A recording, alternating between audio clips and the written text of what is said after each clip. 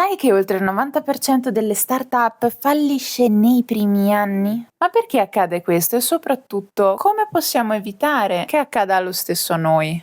O meglio, a te, mio caro potenziale imprenditore o imprenditore già avviato che sta guardando questo video. La zia Mary viene in soccorso, laureata in economia e management, gestione di impresa. In questo video ti do una mano per vedere tutti i principi e i fondamenti che devi assolutamente sapere per non portare al fallimento il tuo business. Analizzeremo gli errori più comuni fatti anche da imprese molto grosse e vedremo dunque quello che non devi fare. Non perderti nemmeno uno di questi punti. Anche se sei un imprenditore esperto, fai un check-in per vedere se stai seguendo tutti i punti. Non innamorarti del tuo prodotto. Sì, è vero, dobbiamo credere nel nostro prodotto. Se non ci crediamo noi in primis, come potrebbero mai comprarlo gli altri? Lo so, è così che funziona, ma non totalmente. Se vi innamorate in maniera eccessiva della vostra idea, rischiate, come dire, solamente di ignorare tutti gli elementi esterni che vengono dai vostri clienti, dal vostro mercato. Mi spiego meglio. Se ci sono delle modifiche da fare perché magari non piace il colore della vostra tazza, ma voi volete la vostra tazza che rimanga rossa perché ne siete innamorati, ma il mercato vi chiede la tazza blu, fallirete perché non gliene frega niente a nessuno della vostra tazza rossa, la vogliono blu. È brutto da dire, ma gli esseri umani sono egoisti per natura. Non gliene frega assolutamente niente della vostra idea, gli interessa delle loro necessità. Quindi o siete bravi a far diventare la vostra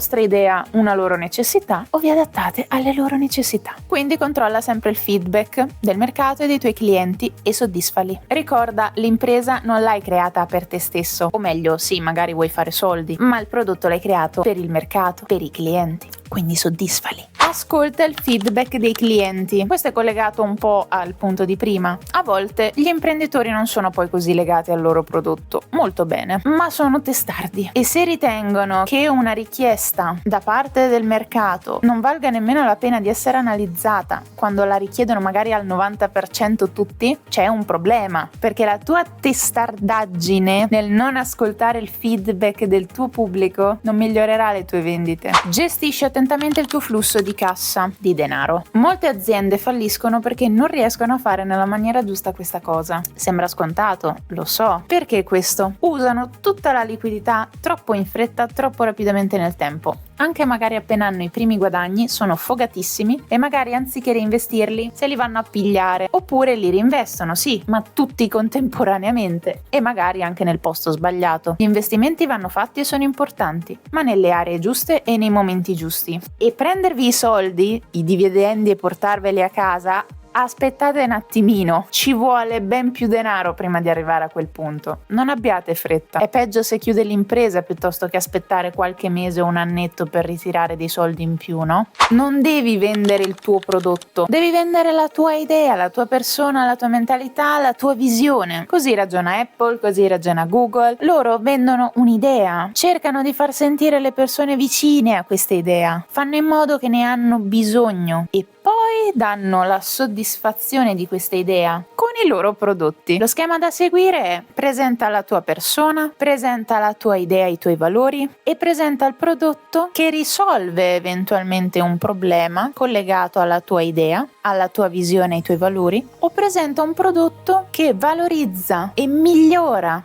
quei tuoi valori, quei tuoi ideali. Sviluppa resilienza e disciplina. Se pensate che la vita dell'imprenditore è tutta rose e fiori, andrà tutta in salita e non avrete problemi, mi sa che abbiamo un problemone. La maggior parte degli imprenditori hanno sbattuto la faccia, sono caduti e si sono rialzati più di una volta perché avevano sbagliato varie cose. Raramente ci sono casi dove è andato tutto liscio e perfetto fin da subito ad un imprenditore. Sfide, ostacoli, necessità, informarsi, acculturarsi, sviluppare sempre più skill sono alla base di un buon imprenditore e di un buon business. La resilienza ti permette di affrontare gli ostacoli senza scoraggiarti, mentre la disciplina ti mantiene dritto e costante verso il raggiungimento dei tuoi obiettivi. Non è un caso che molte persone ricche facciano sport, ginnastica o arti marziali, nonostante non gli piaccia, perché gli porta un senso di disciplina e autocontrollo. E sempre le persone ricche o miliardarie molto spesso hanno controllo e disciplina anche nell'alimentazione, motivo per il quale ci tengono molto. Diciamo che è tutto un circolo secondo loro.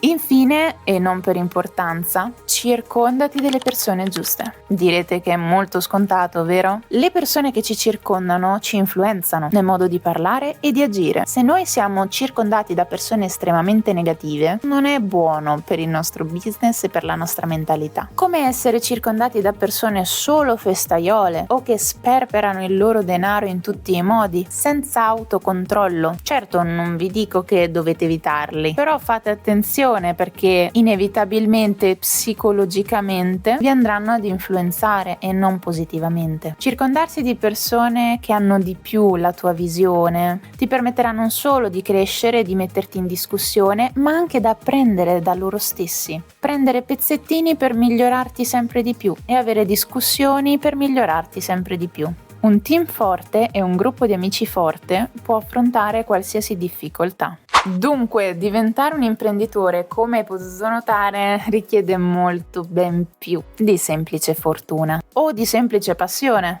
o di semplici idee. Richiede una comprensione molto profonda del mercato, della vita, delle persone che ti circondano, gestione delle risorse, del tuo modo di ragionare e pensare, capacità di adattarsi, di costruire e far fronte alle situazioni problematiche e costruire buone relazioni con clienti e lavoratori. Evitando questi semplici errori, aumenterai di tantissimo la possibilità di costruire un business duraturo e ben saldo. Se hai trovato utile questo video, potresti trovare molto allettante anche questo qui. In poche parole ti spiego come migliorare le tue vendite utilizzando le regole nuove dei social. Infatti è vero che sei un businessman, ma se sei sui social non significa che non devi rimanere aggiornato sulle novità e su come aumentare le tue vendite soprattutto. Quindi ti consiglio di farci un salto.